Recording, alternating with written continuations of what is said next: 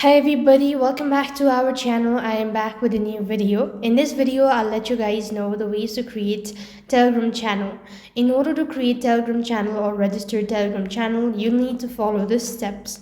First thing first, make sure that you already have a Telegram account, and after which you want to go ahead and open up your Telegram application. So when you open up your Telegram application, at the bottom of the page you could see this pencil shape icon. Press that. Now you want to go ahead and click on the plus button. As you do it, so here you want to go ahead and click on new channel and click on create a channel.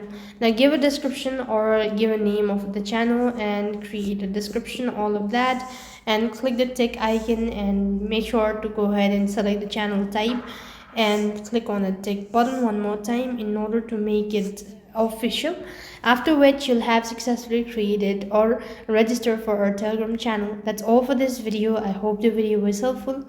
Make sure to like, share and subscribe to our channel. Thank you for watching. See you in the next video.